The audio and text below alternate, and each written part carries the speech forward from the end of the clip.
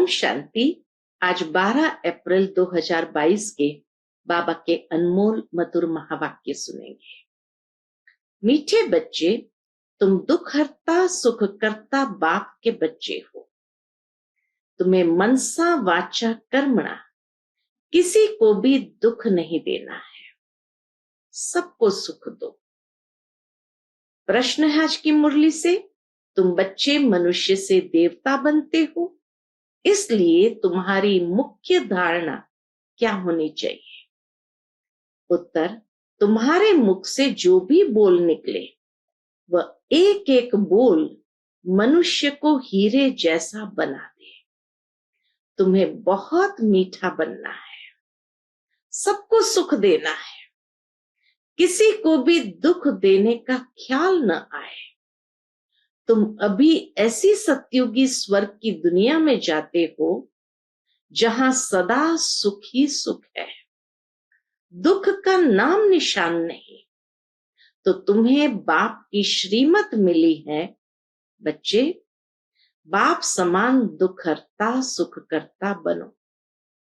तुम्हारा धंधा ही है सबके दुख हरकर सुख देना।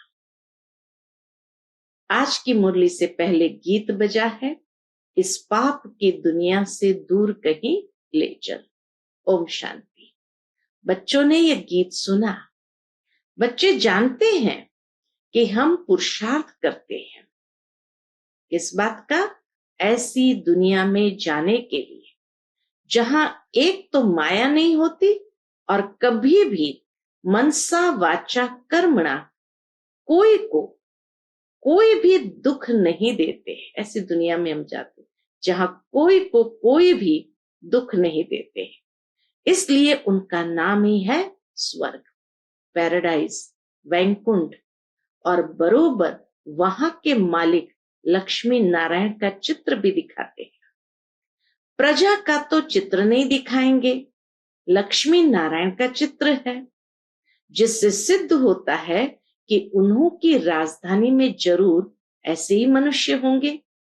भारत में ही यह स्वर्ग के मालिक थे, जहां दुख का नाम निशान नहीं रहता। मनसा वाचा कर्मणा कोई भी किसको दुख नहीं देते, बाप भी कभी किसको दुख नहीं देते हैं। उनका नाम बाला है, किस रूप से? दुख हरता सुख करता, इसीलिए तो उसको हरि कहा जाता है। हरि माना जो दुख हर कर सुख देने वाला। वह बैठ तुम बच्चों को पढ़ाते हैं। इस दुनिया में सभी मनसा वाचा कर्मणा एक दो को दुख देने वाले हैं, वहां मनसा वाचा कर्मणा सब सुख देने वाले हैं। परम पिता परमात्मा के सिवाय कोई भी स्वर्ग का मालिक बना नहीं सकता। बरोबर स्वर्ग था। यहां भी देखो साइंस से क्या क्या बनता रहता है। एरोप्लेन, मोटरे, महल आदि कैसे बन जाते, वहां भी साइंस सारी काम में आती है। ऐसे नहीं जमीन से कोई वैकुंठ निकल आएगा। जैसे दिखाते हैं द्वारिका समुद्र के नीचे चली गई, जो समुद्र के नीचे जाएगी वह तो गलकर खत्म हो जाएगी। नए सिर सब कुछ बनना है। तो बाप से जबकि हम बादशाही प्राप्त कर रहे हैं, तो मनसा वाचा कर्मणा किसके प्रति बुद्धि में दुख देने का ख्याल नहीं आना चाहिए। कितने ऊंचे थे ऊंचे बाप के हम बच्चे हैं, तो बाबा कहे तुम्हें ख्याल भी नहीं आना चाहिए। भल यह है ही माया का राज्य, मनसा तूफान तो आएंगे, बाकी दिल में किसको दुख देने का ख्याल भी नहीं आना चाहिए। इस समय सब एक दो को दुख ही देते हैं, समझते हैं सुख है। बाबा कहे समझते सुख है, परंतु वह है दुख। बाप से सबको बेमुख करते हैं। यह भक्ति मार्ग भी ड्रामा में है। ड्रामा को कोई भी जानते ही नहीं, वह लोग समझते हैं हम ये शास्त्र आदि सुनाते हैं। यह भी ज्ञान देते हैं। जब तप आदि करने से मनुष्य मुक्ति, जीवन मुक्ति को पा लेंगे, ऐसे समझते हैं। अनेक प्रकार के रास्ते बताते हैं। कहेंगे बहुत समय से भक्ति करते आए हैं, तब तो भगवान आया है। हम भी कहते हैं भक्ति का जब अंत होता है तब भगवान को आना होता है, इसलिए आकर भक्ति का फल देते हैं। तो वह सब भक्ति की लाइन में चले जाते हैं। इसको ज्ञान नहीं कहेंगे। शास्त्रों के ज्ञान से बाबा कहे सदगति नहीं होती। सृष्टि के आदि मध्य अंत का ज्ञान तो उन्हों को है ही नहीं। यह तुम जानते हो प्राचीन ज्ञान और योग से क्या होता है। बाबा कहे तुम जानते हो प्राचीन ज्ञान और योग से भारत स्वर्ग बना था, सो जरूर भगवान ही सिखलाएगा। मनुष्य तो राजयोग सिखला ना सके। भगवान ने जो सहज राजयोग सिखलाया उनका बाद में शास्त्र बनाया है। यहाँ तो भगवान खुद बैठ नॉलेज समझाते हैं। गीता में सिर्फ एक भूल की है, जो नाम बदली कर दिया है और समय भी दूसरा लिख दिया है। तुम जानते हो, क्या जानते हैं? अभी भगवान हमको ज्ञान और राजयोग सिखला रहे हैं। सृष्टि के आदि मध्य अंत का ज्ञान और कोई शास्त्र में नहीं है। कल्प की आयु भी लंबी चौड़ी कर दी है। मनुष्य तो वही शास्त्र पढ़ते रहते हैं। तो कल्प की आयु को कट करना चाहिए समय के अंतराल में, वो नहीं करते हैं। तो बाबा कहे वही शास्त्र पढ़ते रहते हैं। बाप ने समझाया है ये सृष्टि रूपी झाड़ है। झाड़ में पहले थोड़े पत्ते, फिर बढ़ते जाते हैं। भिन्न भिन्न धर्म के पत्ते दिखाए जाते हैं। वास्तव में ये जो भी वेद शास्त्र है वह सब भगवत गीता के पत्ते हैं, अर्थात उनसे निकले हुए सब शास्त्र है। तुम देखते हो बरोबर नए झाड़ की स्थापना होती है। तूफान आदि में कोई तो झट मुरझा जाते हैं, गिर पड़ते हैं।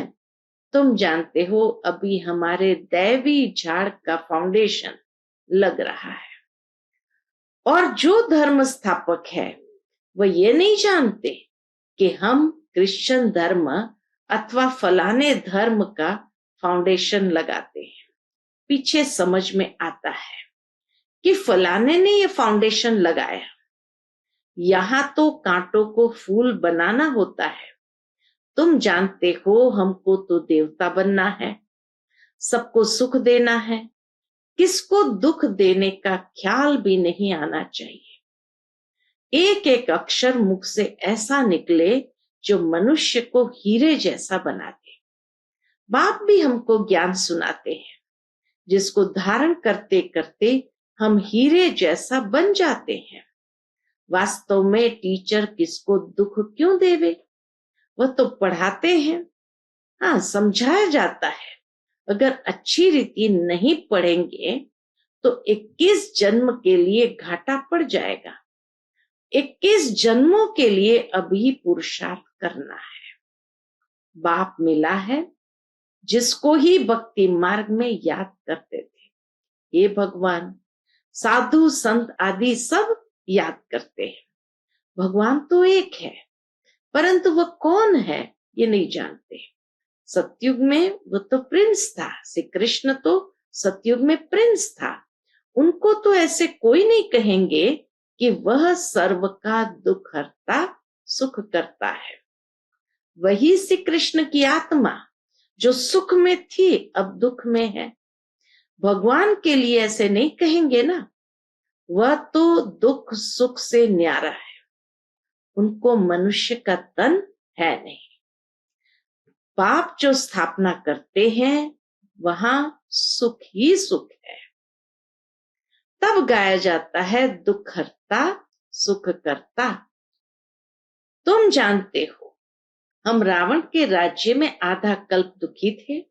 अल्पकाल का सुख रहता है, बाकी दुख ही दुख है, जिसको सन्यासी लोग काग विष्ठा समान सुख कहते हैं।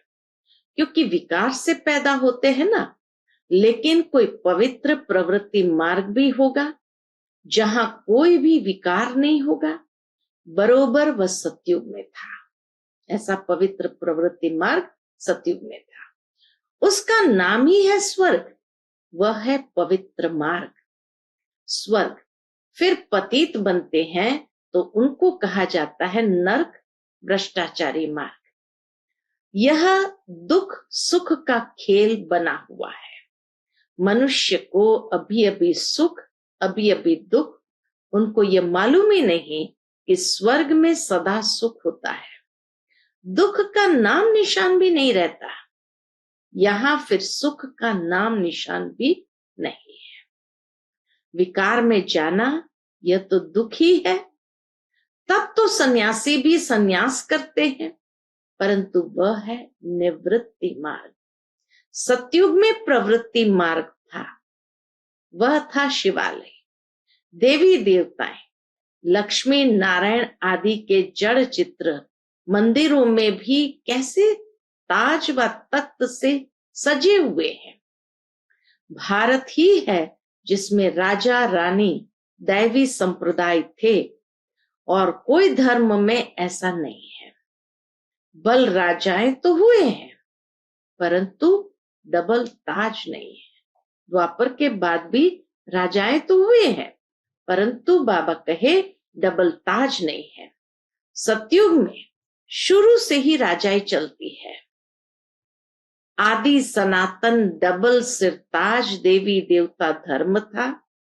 वह धर्म कैसे स्थापन हुआ, ये सब बातें तुम बच्चे ही जानते हो। शिव बाबा की मत से तुम दुख हरता सुख करता बनते हो। तुम्हारा धंधा ही यह है। कौन सा? सबका दुख हर कर सुख देना। अगर तुम भी किसको दुख देंगे तो कौन कहेगा कि यह दुख हरता सुख करता की संतान है? पहले मनसा में ख्यालात आते हैं, फिर एक्ट में आते हैं। तुम बच्चों को तो अति मीठा बनना है। भगवान पढ़ाते हैं तो जब तक चलन तुम्हारी दैवी नहीं होगी तो मनुष्य तुम पर विश्वास कैसे करेंगे? गीता में भी लिखा है, भगवान वाच मैं तुमको नर से नारायण बनाता हूं। भगवान जरूर संगम पर होगा। भगवान वाच मैं तुमको राजयोग सिखाता हूं, तो जरूर पुरानी दुनिया का विनाश भी हुआ होगा। यह काम कोई कृष्ण का नहीं है। त्रिमूर्ति दिखाते हैं, परंतु शिव को उड़ा दिया है। फिर कहते ब्रह्मा को तो 3 मुख होते हैं। यह एक मुख वाला ब्रह्मा कहां से आया? अब मनुष्य को 3 मुख कैसे होंगे? बाप कहते हैं तुम मेरे समझू सयाने बच्चे हो।